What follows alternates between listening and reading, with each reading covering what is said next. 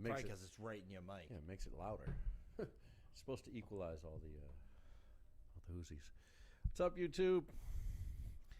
You give me the 3, 2, 1. Yeah, you're live. All right, ready?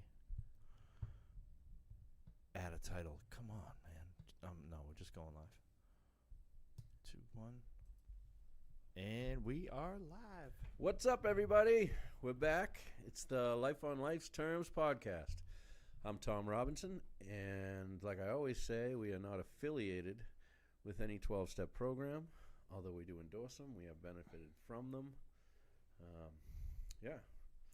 I am Chris Mandeville. I'm in long-term recovery. Oh, yeah, grateful recovering addict. Yeah. We are here at a New Way Recovery Center in Quincy, Mass. on Quincy Ave. They let us use their facility to produce and bring you this podcast. Great place. Yes, lots of resources here, lots of meetings. There's in-person meetings here. Go into their Facebook page or come down and grab a calendar. I know it's really tough for a lot of people. They are limited to how many people they have here, but they also do like drive-in movie night out in the parking lot. They do all kinds of good stuff down here. You can find our audio podcast at lolterms.com. Please subscribe, or iTunes or Apple Podcasts, I should say, and the Google Play Store. Yes, if you go to the website, it will. You can hook up with whatever platform you use, iOS or Android, whichever. So tonight we have Ethan. It's funny. I met you. Me and Tom were talking just before this started about how old you were, and I was like, yeah, he's gotta be like 29, and then I thought about it. I'm like, well, fuck no, I was in jail 19 years ago, so he's fucking older than that. And but that's where I met you, and like I didn't realize until I think I seen you at Rockland. Yeah, you went with Tom over there, and I was like, I know you from. Do you work in the kitchen down in Plymouth? And it wasn't no restaurant. 26 Long Pond Road. But yeah, that was the very beginning of my journey, and but for the grace of God, I've stayed sober since that, and I've ran into a few people, like along the way, and they're like, "Damn, you're still fucking sober from that?" And I'm like, "Yes, thank God, thank God that I'm still sober from that." I always remembered you too. It's funny, you go through so many people. I know, yeah. Oh, I was in the kitchen for 7 months, and then I was in laundry for 2 months, I think. And like when I was in laundry, it was like dude would hand you his clothes on Friday, and fucking Sunday morning he's coming in to get new ones. It's like, dude, you made it. You didn't even make it fucking 24 hours. Yeah. Oh yeah. Like, you mean he was released on Friday? And released and coming right back. Yeah. Insane. The people that I see. They call that recidivism. I can never say it. Yeah. Recidivism. Something like that. I think that's it. Yeah. Recidivism. Yes. So shout out to Ethan's gonna share his story with us tonight. Mayor Phelan, Sheriff Phelan. Yeah. Yeah, but maybe soon. Maybe. So we'll hand it over to you. All right. Thank you. Thanks for asking me. Thanks for Both of you coming, guys, Biggie. Appreciate Love you, it. buddy. It's an honor. I don't know. I guess I'll start at the beginning. You guys hear me all right? Yes. Yep, a little closer with the mic if you could. All right. There we go. Yeah, I mean, I don't know. I started drinking young, I think, 11, 12-ish. And I don't know, around the time, I remember, I don't know, I was a self-conscious kid, I was consumed a lot by, like, what I thought other people thought of me, Like, that was in my head a lot.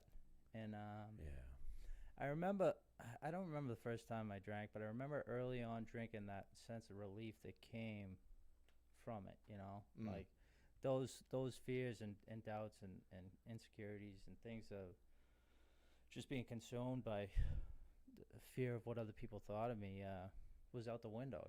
I could talk to the girls and well, that's just it, isn't it? It's like a break from life. Like, life is difficult, And then all of a sudden you get this substance, and it's like a break from all these difficulties. You know, no wonder people, get so taken with it at a young age. Yeah, so you were a young kid when I met you. You tall, 18. fucking tall, skinny. 18, yeah. You know, and you were probably that way for a while. Yeah.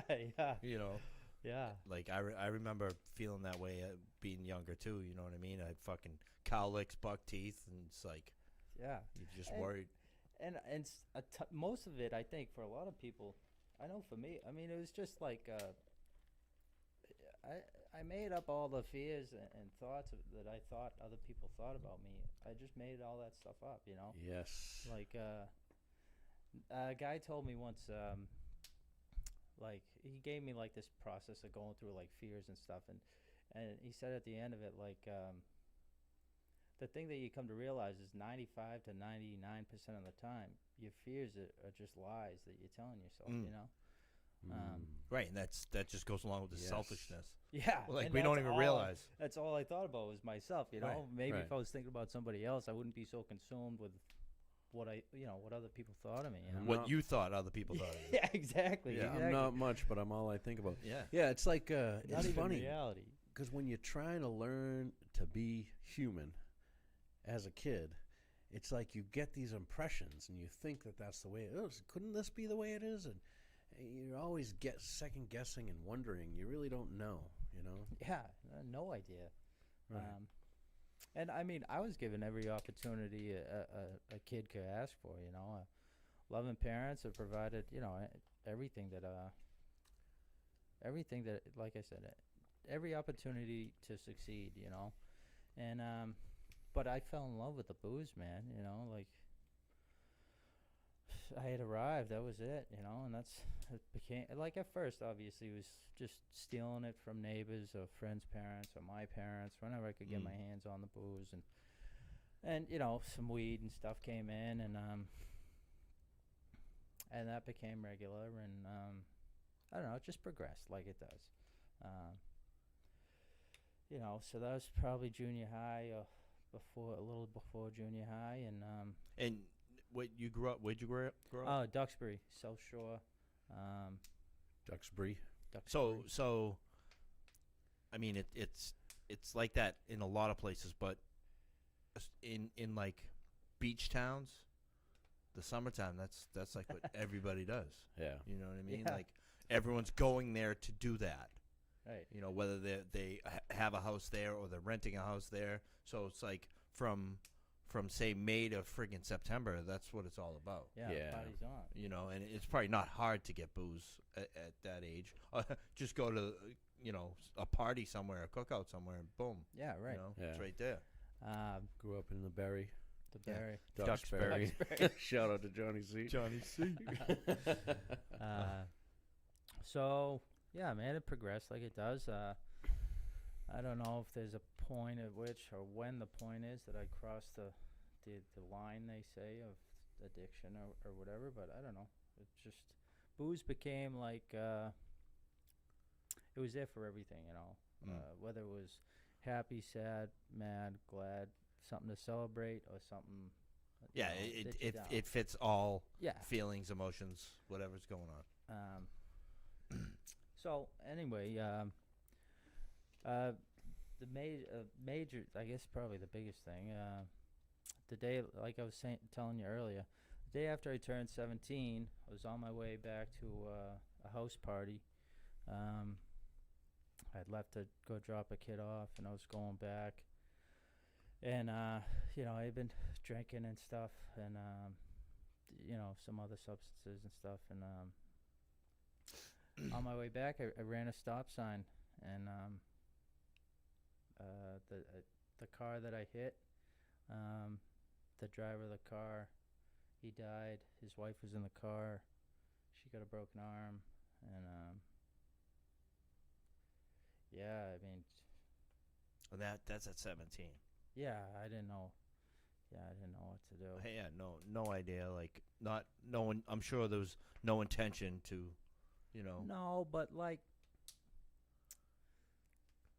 I can't not know that something like that could have happened. Right, You know? right. But There was no intention. Like we're kids. So, Yeah, it ain't gonna happen to me.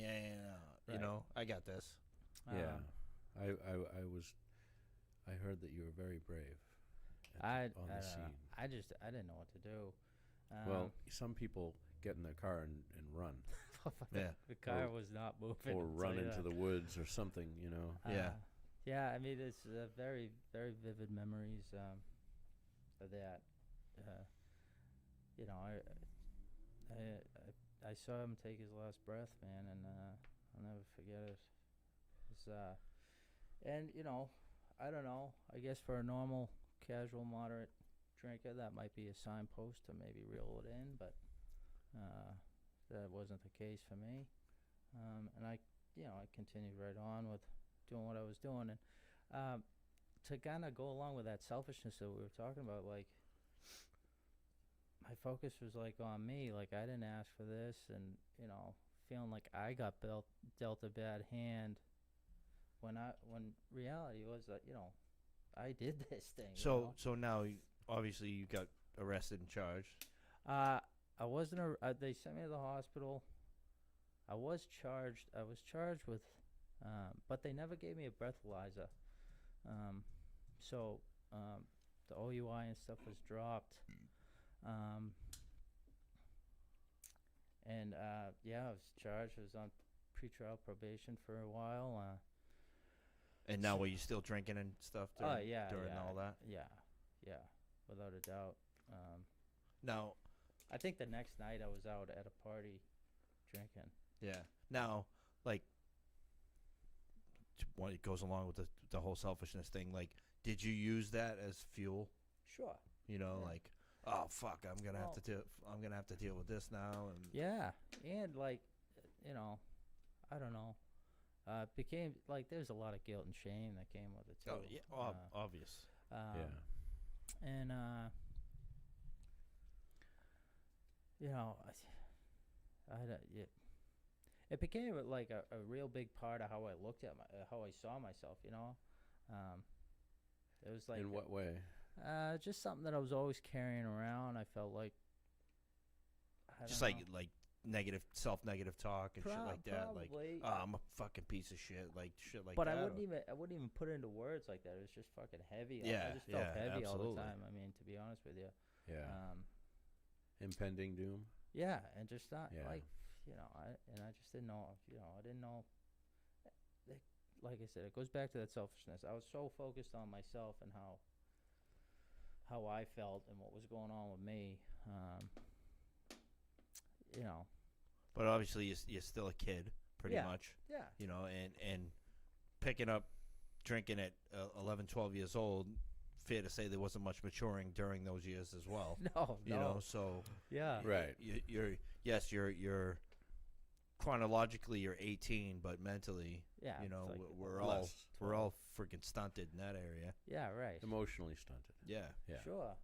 You Mentally, know, I you didn't. could be sharp as a I tack. didn't. Mm. I wasn't equipped to with the tools to address fear of what other people thought of me. Prior to drinking, yeah. Never mind. You know, something as heavy and serious as taking somebody's life. You know. Right. I was just ill-equipped. You know. Yeah. And it wasn't out of anybody else's fault. Like I said, I was given every opportunity, loving parents and stuff.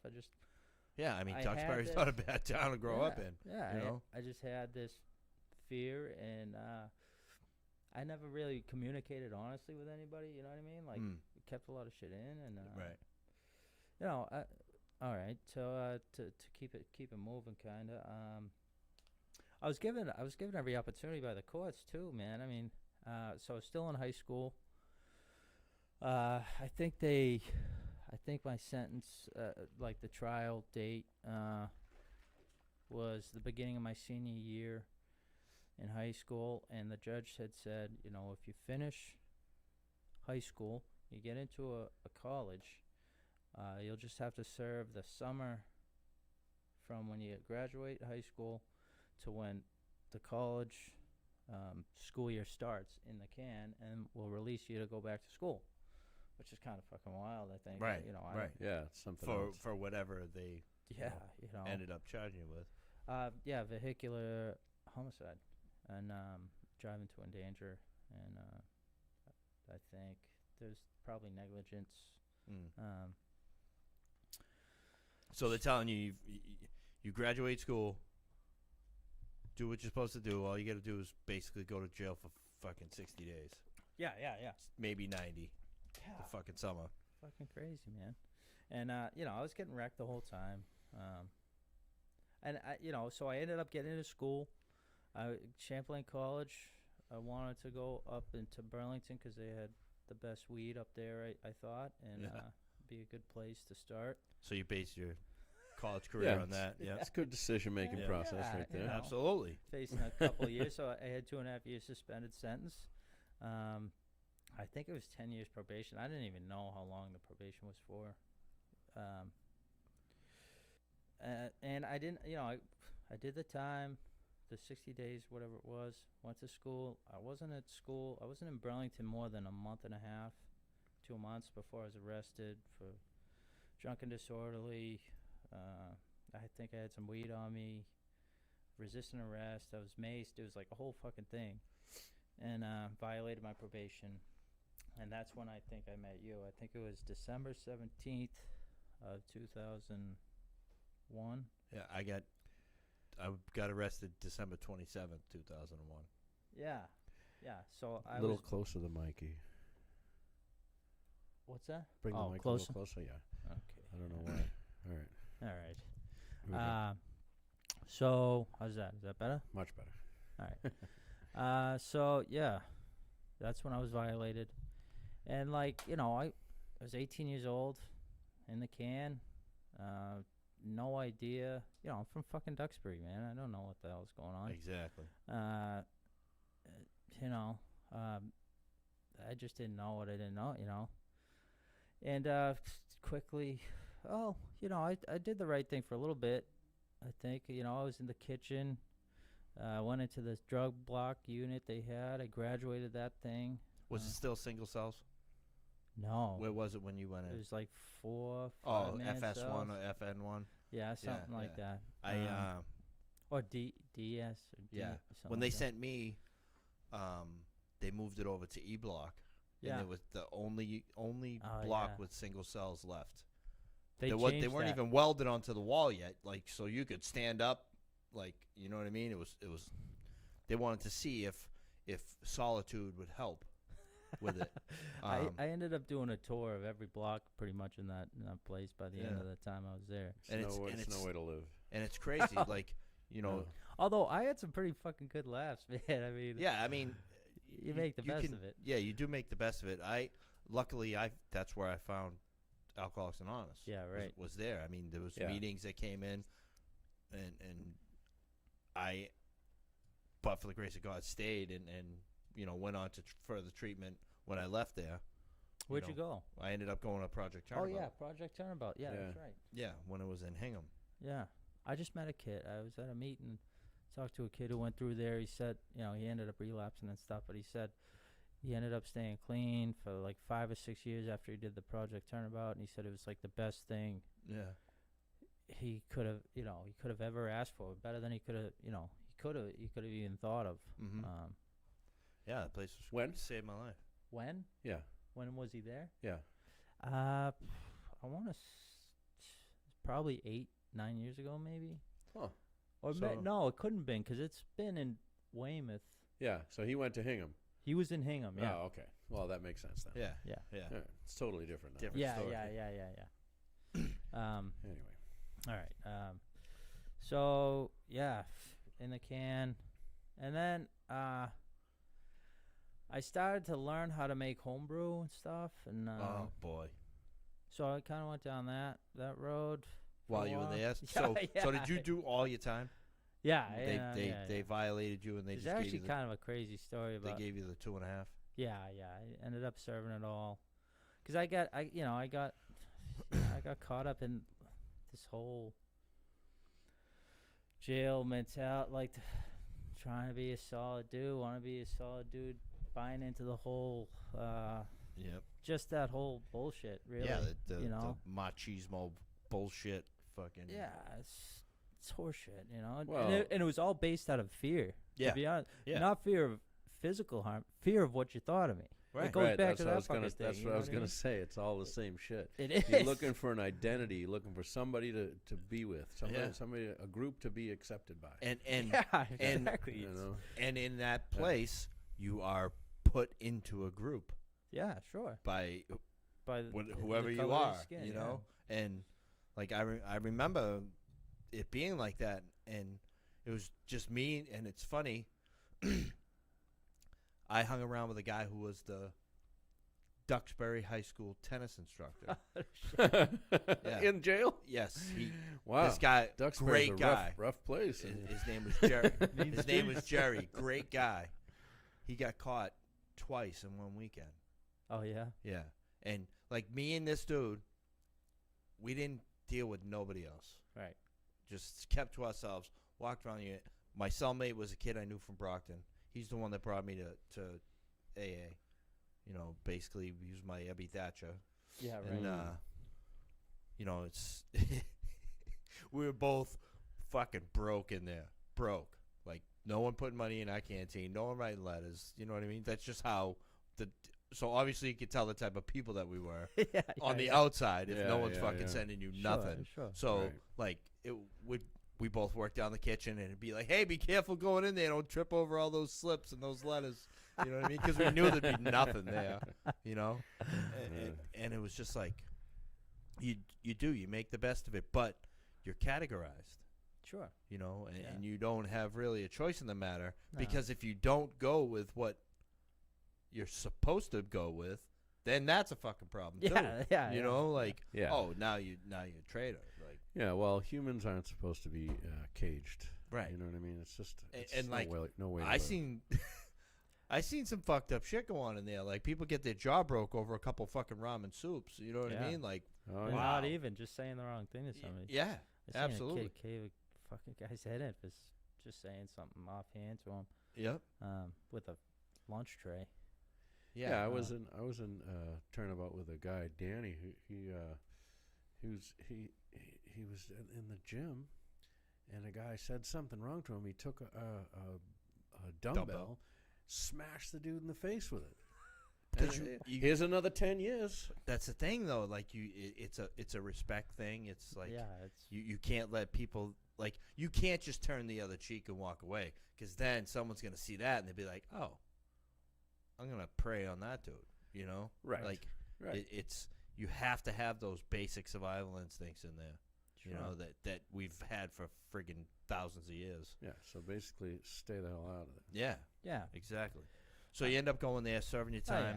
yeah. And I mean, it's county jail. It's not like you know, Shirley or Sousa or State anything, prison. You know? Right, right. But I was in there with a bunch of guys from Concord, Yeah. from Shirley. yeah, I you know actually what I had a mean? couple of They- cellmates. Yeah. all mixed. Oh yeah. So yeah, I got into the homebrew. You know, I was in like a 4-man cell at the time. We had a fucking brewery going. Ended up getting lugged. That means you were put in solitary confinement. Yeah, Yeah. yeah. For that, and then it was like in and out of the hole the rest of my time there. For one stupid thing or another, kept going with the homebrew. And that's and just to get out of yourself. Yeah, yeah. And it, you know, it wasn't even a thought. It wasn't even a thought of maybe I shouldn't do this. It was like, It's funny. I remember there was a little old black guy that I worked with down the kitchen, and we went into the walk-in in the kitchen, and there was a 5-gallon bucket in the walk-in, and there was peaches in there. And it was only like this much, and like around there they don't save shit like that. That shit just gets tossed, fed to the pigs, whatever. Yeah.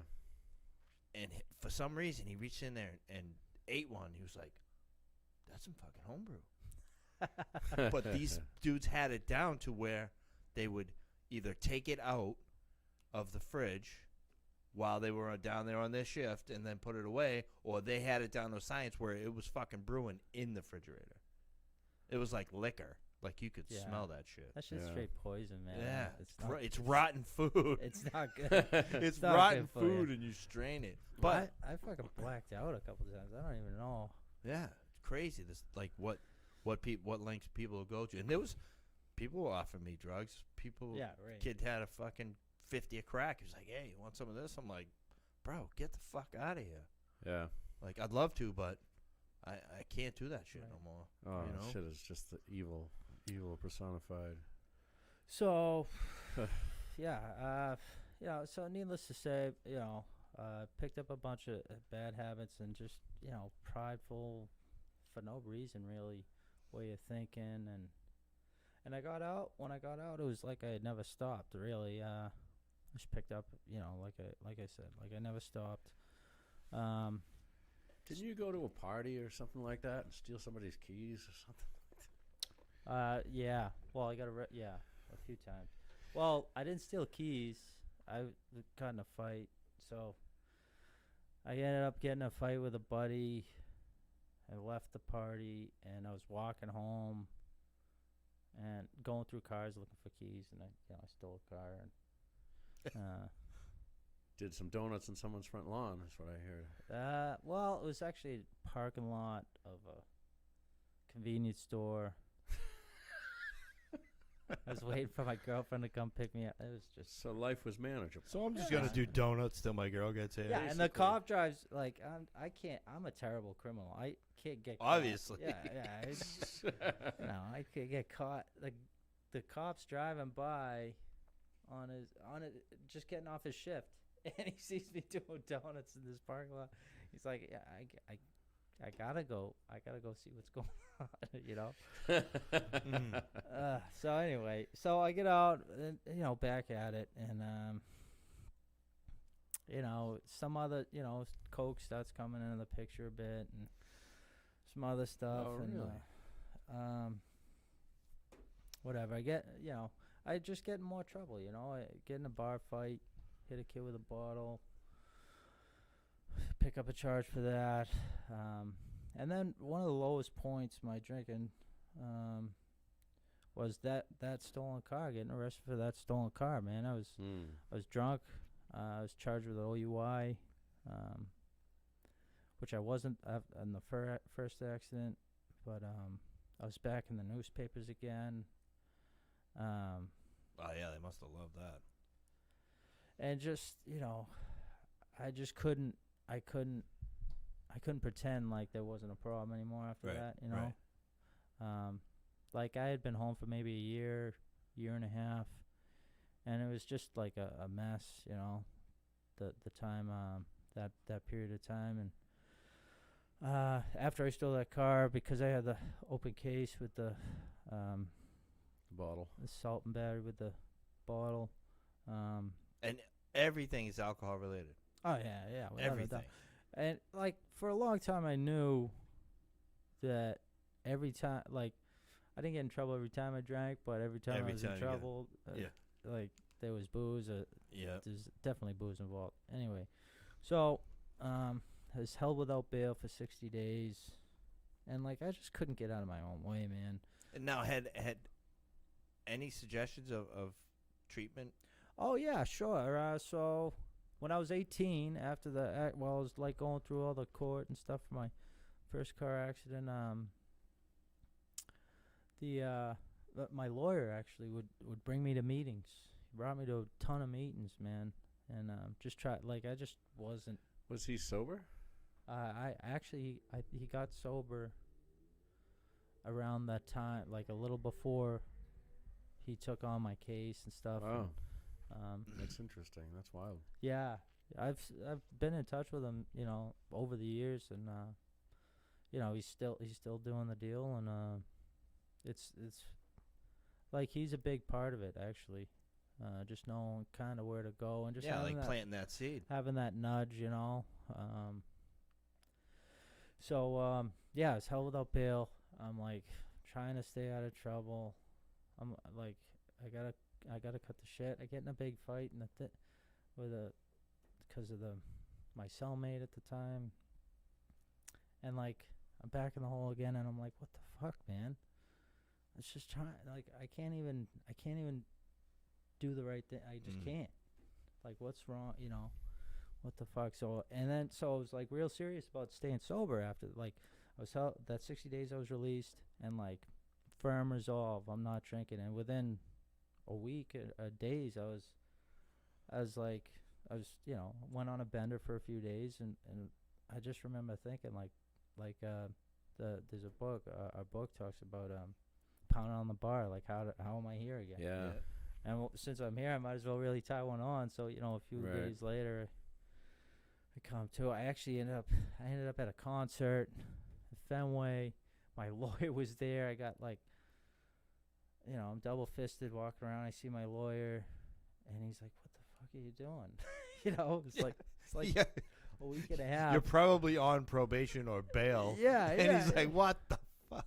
That's what we do. That's what we do. Yeah. But it's funny because there's a little signpost "Oh shit," and I kind of cleaned up my act a little bit after that. Couple of weeks of bender really. And I stayed sober. I went to a few more meetings from his suggestion.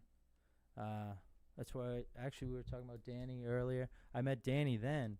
I didn't get sober then, but I met Danny then, and at the Friday night in Kingston. Yeah. I was there every Friday night for a long time. Yeah, I think first 3 years of my sobriety, I met him I at was there every Friday night. Situate meeting. And he reached out to me, tried to make me feel a part of, but I was all set.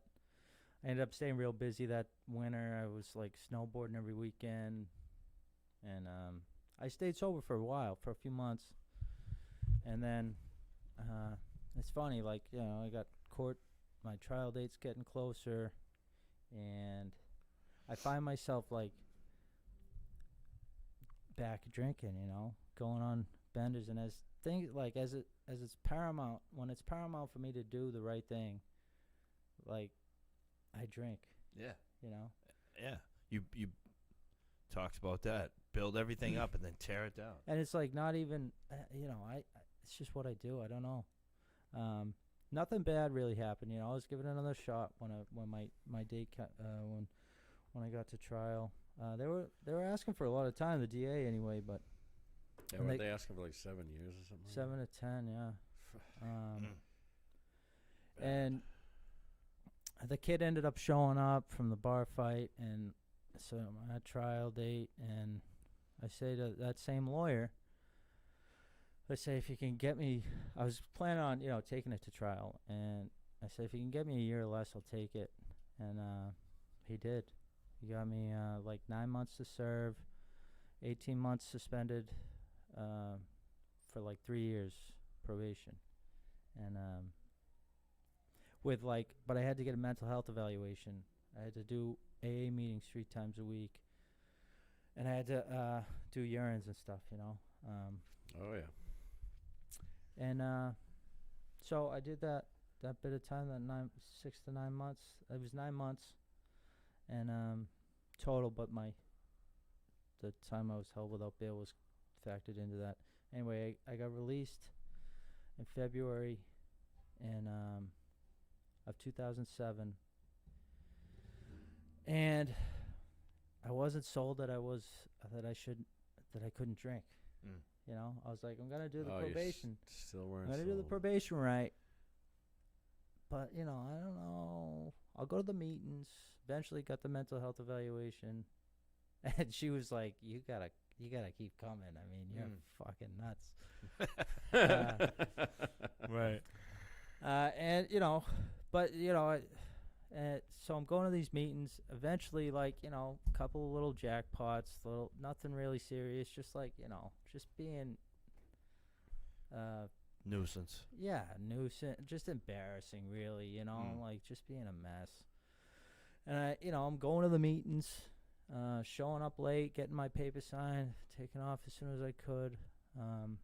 But at a certain point, I was like, all right, I'm gonna at least stop drinking for a while. While I'm on probation, try to really do this thing right. And because I could see, where it was going. And the thing I found out is I couldn't. I'd stay sober for a week, and then I'd go on a bender for a couple days. And it was a week to the day. It became a week to the day. And every time I drank, this went on for a couple months. every time I drank, it just felt worse. It wasn't working anymore, you know. It was just you weren't getting a relief. No, yeah, there was no relief. Yeah, no mental or emotional no relief. relief. The cure wasn't working anymore. The cure for emotional pain or emotional discomfort wasn't working anymore. I remember that myself. Mm. And I'm still showing up to meetings. I'm going to like 3 meetings a week, and but like I'm not active, you know. I'm not participating in anything. And at some point, I got to 2 weeks, and I'd stay sober for 2 weeks, and it was 2 weeks to the day for another couple months. And but that same thing, that same despondent feeling, you know, waking up, you know, coming to, feeling remorseful, and like, After drinking. yeah, after drinking, and even while drinking, like, it just wasn't there anymore, you know. But I'm going to these meetings, and you know, the guys there that reached out to me and gave me little suggestions about like getting involved and stuff, and just simple stuff like helping clean up and put away stuff after the meeting, and maybe show up early and help set it up. Mm-hmm. I wasn't much for this early, but I stuck around afterwards and helped put stuff away, and I started to feel a part of the thing, because like, that's what I was going to say. It feels like you start to be a part of something else. Totally. And that's comes back to everything that started it off, is you want to be a part of. You want to be accepted. You want to, you know. And like I was saying, like I was beaten into a state of reasonableness, really. Like the booze wasn't working. I kept going on these benders, and so all this guilt and shame that I was talking about started coming up, you know. Like I just didn't know. I didn't feel like I deserved much, so by helping put away stuff at the meeting, I actually it felt like I was doing something to deserve my seat. I don't know if that makes any sense, but sure does. I totally I definitely felt that way. And guys kept reaching out to me, you know. Eventually, the guy offered to bring me to a young people's meeting in like 3 weeks. He said he'd have a night off. He'd bring me to a young people's meeting, and I don't know what it was, but I stayed sober for 3 weeks, and I hadn't been able to stay sober for that long.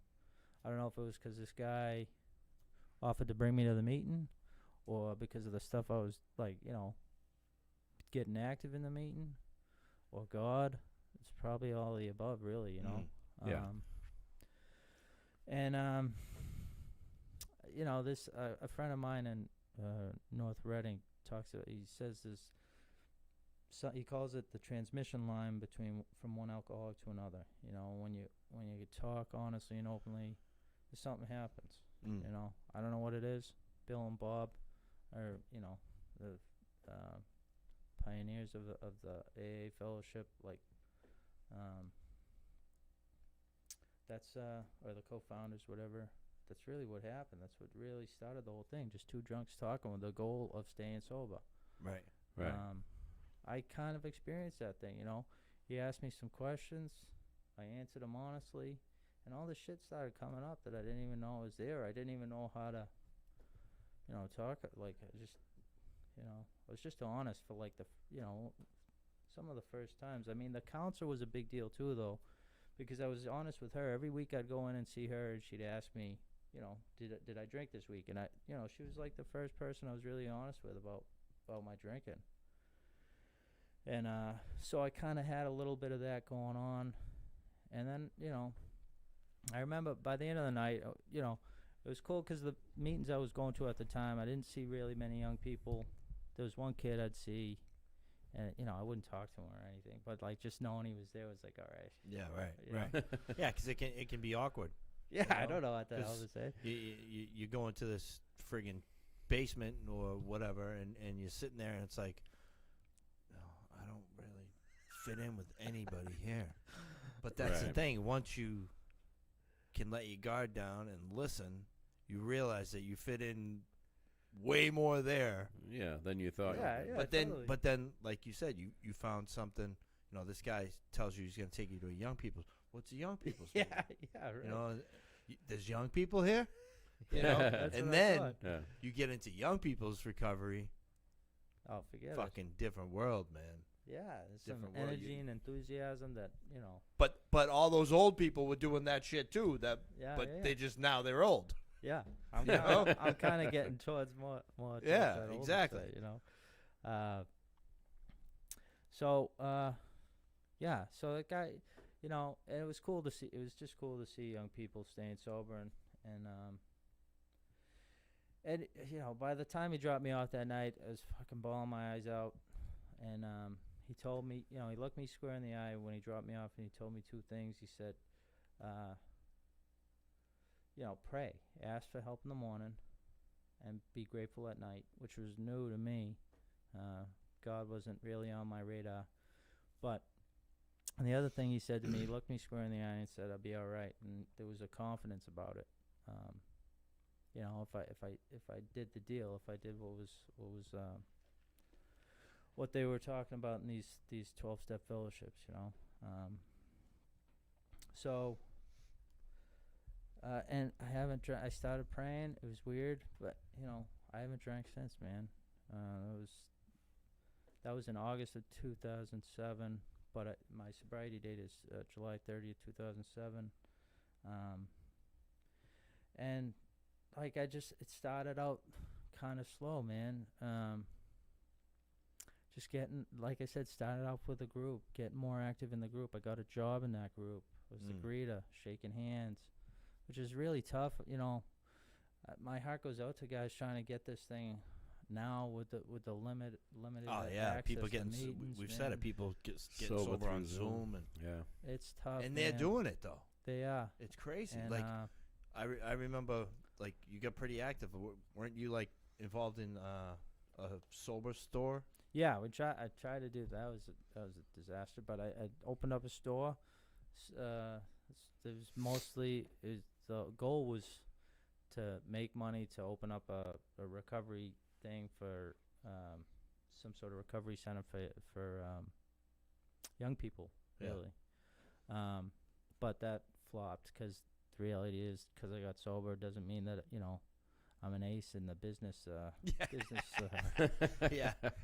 If you wanna fuck anything up, get a bunch of alcoholics involved. Untreated alcoholics. Yeah. Treated alcoholics, different story. Well, sometimes. Yeah, true. I hear you. So, yeah, I got active in the group, man. And there's a book, a little simple book that talks about like basic stuff about living sober, about, you know, day-to-day stuff, how to tools to stay sober. I use that book a lot. And that's the thing the too. book's called Living Sober. Yeah. Yeah. I took suggestions, you know, that's the biggest thing. I took suggestions. One of the biggest things, you know, I was honest. You became willing. Yeah, became willing, and I asked a lot of questions. If there's anything I did right, is that. Yeah, right. And I wasn't really interested in getting involved in the 12 steps, you know. I didn't think anything, you know, I thought it was great for you if that was what you were into, but, you know, I didn't need it. And I was in the guy suggested I go to a young people's convention in South Carolina. Well, it wasn't in South Carolina. He just said check one out, and I was like in a fit of open-mindedness, and A fit of open-mindedness. All right. and I went. I found the next young people's convention, you know, sober young people's convention I could find. Bought a plane ticket. It was in South Carolina. I went. Showed up by myself, and Yeah. I was down there, right? And the first night, like, I'm starting to, like, the anxiety and shit is coming on. Like, I don't know what the hell I'm doing here. What am I doing here? You know, the goal, really the goal was to get laid. Like, that's why I was going there. But, so I'm getting on the elevator so that these young people's conventions or conferences, they get like a big speaker, main speaker, come up and speak for like an hour, and it's a big meeting, recovery meeting, and So this is an old guy in the elevator. And I tell him, I'm kind of afraid. Like, I came down here by myself. I don't want to isolate. I kind of want to experience this thing. He's talking to me a little bit, and we're like walking towards the main hall, and like all these people start coming up to him, and I'm like, I'm out of here. I don't know. I didn't know how to talk to people, like Right. Yeah. I still struggle kind of, but I'm a lot better than I was. And I end up in the meeting, and this guy that I was in the elevator with is up at the front, and they're going through this list of all this stuff, and they're hooting and hollering, and Oh, the sobriety countdown. yeah, and he happens to be from Worcester too. So anyway, he says, first thing he says, he's the main speaker. The first thing he says, I just met this kid Ethan. He came up here or down here by himself. Ethan, where are you? And I was like hiding, He fucking called you out. Yeah. You're like, God damn it. And if nothing else, drunks are persistent, man. And he didn't give up. And eventually, I was like, I'm right here. And he said, "This Wow. is Ethan. If you see him this weekend, reach out to him. Try to make him feel welcome. Make him feel a part of this thing." And as much as I'd let people, that's what they did, And the Yeah. biggest thing I got out of it is that weekend was I saw people my age and younger. I was 24 at the time. Serious about staying sober. Talking about recovery. Talking about service work. And just, and genuinely seemed happy and comfortable in their own skin, And I didn't feel any of those things, I was like 90 days sober. Just going to meetings, just trying to figure it out. But just going to the counselor and stuff, and I was talking to guys that were sober and stuff, but and what I came away from it was like, maybe I should check out these 12 steps, It became appealing to me, and I ended up Through example. yeah, Yeah. and definitely, I definitely didn't feel like it looked like they felt, and, Yeah, right, and what right. they were talking about. Like, I didn't feel like that. I didn't feel, I felt like I had the world on my shoulders, man, and Mm-hmm. and I still didn't have any answers, Still don't, but I'm all right. I'm like okay with it today, So I came back from that. I got a sponsor who take me through the 12 steps. Kind of, it's kind of difficult to really feel a part of a 12-step fellowship if you're not going to get involved in the 12 steps. Exactly. And I remember, like, halfway through that process, the fifth step, after the fifth step, my sponsor said something to me like, "Welcome to our fellowship," and I got it, and, my life's so far from what it was. Like, that was the beginning, man.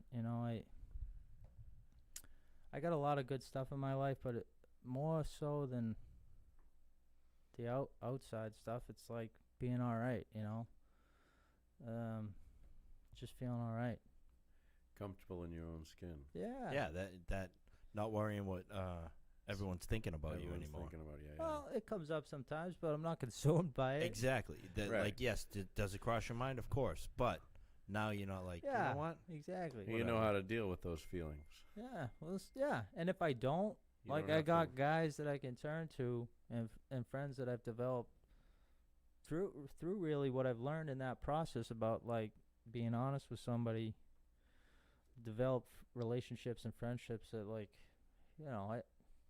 I didn't even somewhere in some of the literature that I read, it talks about, like, the alcoholic's inability to forge deeper, meaningful relationships or something like that. Mm. And, like, I've been given a formula to learn how to actually do that, at least that's kind of how I look at it, there's only so long, like, that Living Sober book taught me, like, what to do to, like, physically stay sober, like, tools I could use. And I kind of look at the 12 steps as like making my life more enjoyable in sobriety, because there's only so long that I would stay sober if I was miserable. Right. Yes. You know, Yes. And that was my, I've shared this before, my experience at like having like 7 years removed from drugs and alcohol, but like contemplating suicide. yeah, right. All the stuff that I thought was going to make me feel okay back in my life, but not had gone through the steps, Right. not had done any work on myself, and just was not okay with me, When and it comes back. It's still like, it's not like you do some work and everything goes away. No, Right. it's like why we fucking named this show this. It's life on life's terms. yeah, right, know. right. when I was new in sobriety, just getting out of the rehab, I decided that I would be miserable for the rest of my life if I had to. Yeah. Yeah. I remember thinking that same thing. I don't care what I have to do. I will walk through the rest of my life in absolute misery if I have to, just not to go back to where I was. I remember thinking, like, well, Right. I guess I'd this rather is it. run around and feel like an asshole, and, just be miserable than go back to doing what I Well- was doing. That's crazy. Put one foot in front of the other is all I was thinking. I don't care what I have to do. I'm going to do everything they tell me to, but I don't care if I hate it forever, for the rest of my life. I'm Yeah. still going to do it because where I was coming from was so bad. Right. Absolutely. Yeah. I mean, I kind of thought of, like, I understood, like, to a certain extent that I need to stay sober. But, like, I kind of looked at it like, this is my cross to bear. This is my lot in life, like, Yeah. I'm fucked. Fun's out the window. Right, No more and- fun. Right. And you think about it, like, imagine if, like, you got everything that you deserved. Jesus. You know what I mean? Like, yeah. Yeah. if everything that you did wrong, you were punished for accordingly. Like, fuck. I think about that. It's like, thank God that, like, that didn't happen to me. Yeah. Like, Yeah. I had proved to myself, like, 2 months before I ended up in Plymouth. I was in Bridgewater. I swore up and down the whole fucking time, I'm not doing that shit no more. I ain't fucking. 6 hours I lasted. Right. 6 hours, and then I ended up in Plymouth, and it's like, I told them I know what's gonna happen if I get out of here. They offered me that. We could probably get you out of here on probation against it. Nope. No, Lock thank me you. up. Guilty. Who's the judge? Tell them guilty. I want to do my time. Yeah. And, like, luckily they ran everything concurrent, because if they didn't, honestly, it was like a year and a half on this, a year on this, fucking 2 years on that. And, Yeah, forget it. And then it was like 10 months. They're like, "Oh, you're ready for parole." I'm like, "What the fuck's parole?" I didn't even know. You know what I mean? Yeah, Like, yeah. had no idea. But that was one thing that I had learned. And had I not done that, I wouldn't have been exposed to 12-step recovery. Right. Well, the reality of the situation is that life isn't miserable. So No, yeah. it's fantastic. I have more fun now than I ever did. Right. Yeah. You think you're having fun, but really, underneath the surface, you're a scared little kid.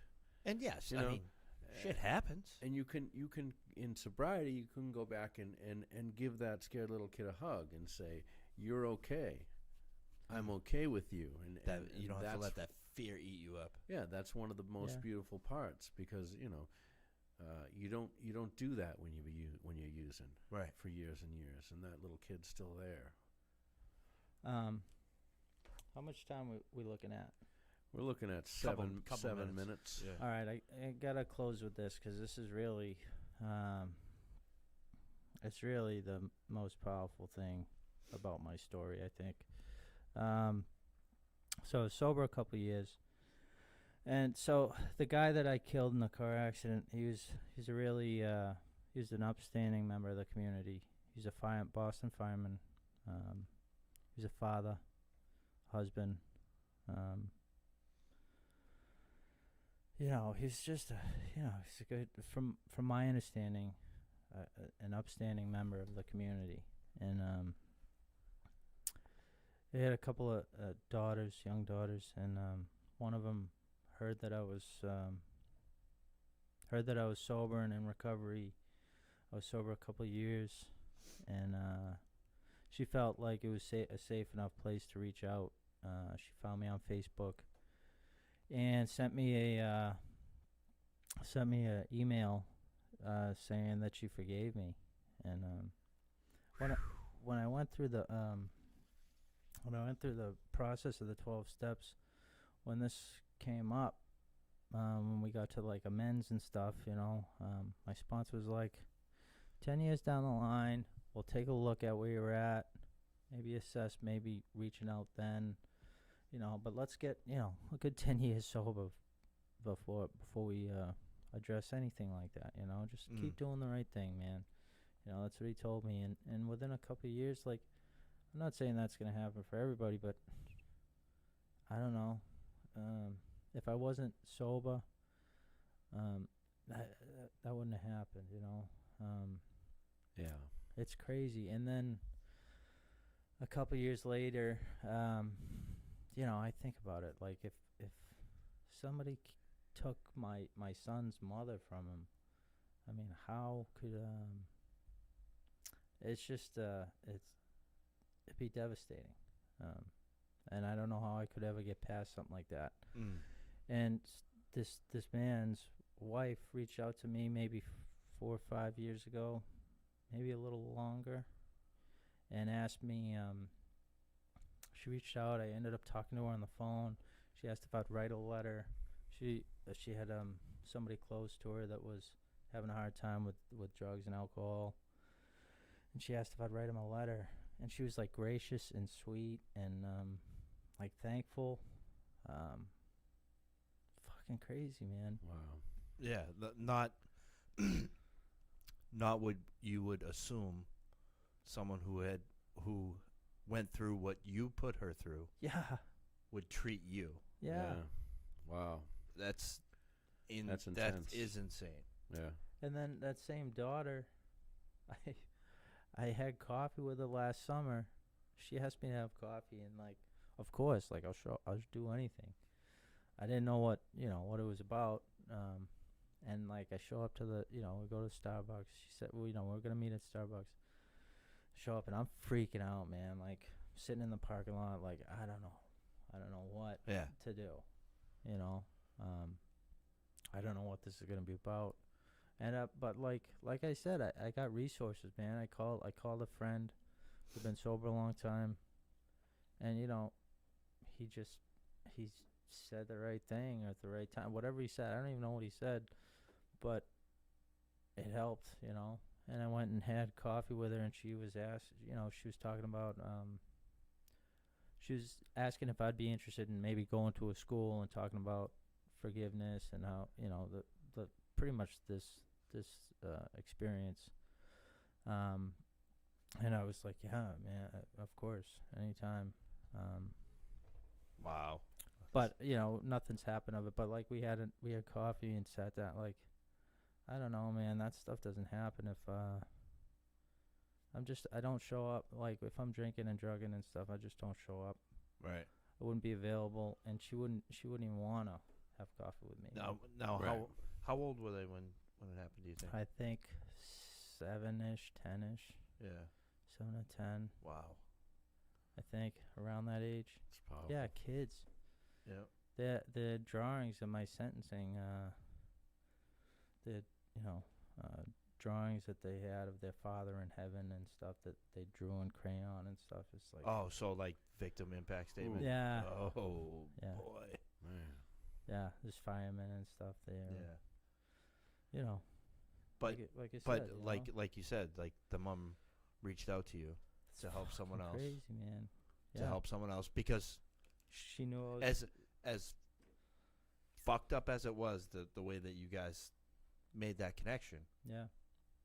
Now she had followed you enough to know Yeah. that you were doing okay. You had changed, Right. and Yeah. now, okay, someone's having this problem that he had. Now I can let me go to him and see what he did. It's pretty amazing. Yeah. Yeah, dude. It's pretty amazing. You can't- that ain't no coincidence. No, like You know? I just couldn't have imagined any of that happening. You Right. know? Yeah.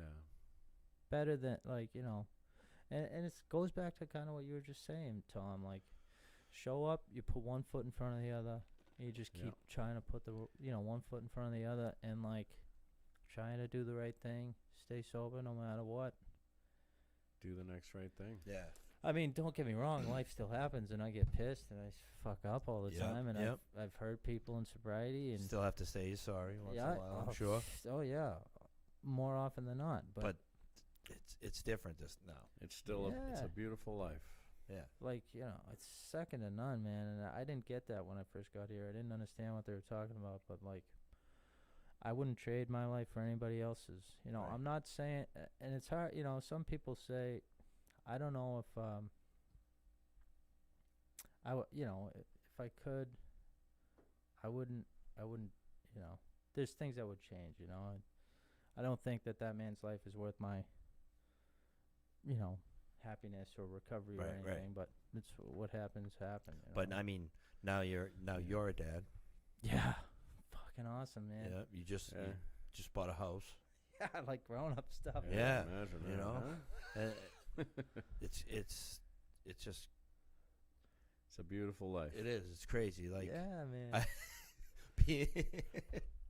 I can still picture The those green fucking jumpsuit. the black boots with the white uniform because you had to wear white in the Oh, kitchen, yeah, and that's then right. blue fucking hairnet things. Yeah, yeah. Like, I can still picture you like Yeah, young, yeah. tall, skinny as fuck. scrawny kid. Yeah. Yeah. And to now, you know what I mean? It's crazy. Well, Just show up, keep putting one foot in front of the other. The thing is, when I got, when I got into the fellowship and stuff, I wanted instant gratification. That's what I'm looking for. Yeah. I want Quick I want fix. everything fix, yeah. now, and that's not realistic. But if I just keep putting one foot in front of the other, the lasting happiness that I've gotten is fucking crazy. Yeah. Yeah. Well, thanks a lot for coming on. Yeah, Ethan. thank you for Appreciate sharing it. that story with us. Yeah, it's powerful stuff. Absolutely. Yeah. Thanks for having me. I mean, it's an honor, really. All right, So- people. Well, thank you for tuning in. On that note, Leah Deacon said hi, and Adam Freitas Oh. said, Yeah. "What's up, Ethan?" Leah said, "Hi, Ethan. He's good people." She's all right. It's like, the people that we meet, and like, as fucked up as it sounds, everything happens for a reason, Yeah. Yeah, man. and like, we can't change our plan. We can, but we're gonna end up where we're supposed to Yeah. end up anyways. Yeah. We change it, and he accommodates. Yeah, when I So- grab the wheel, it doesn't go. Yeah. It doesn't go well. All right, You so end up LOL, doing donuts in a parking lot. yeah, All right. LOLterms.com. Please like, subscribe. share, share this, Apple share this podcast. Podcasts, Google Play Store, Share the this Life on video Life's if you Terms watch it. podcast group on Facebook. We need to make this grow. Yeah, So please. we'd appreciate all the help we could get. All right, All right. thanks, people. Peace. Peace.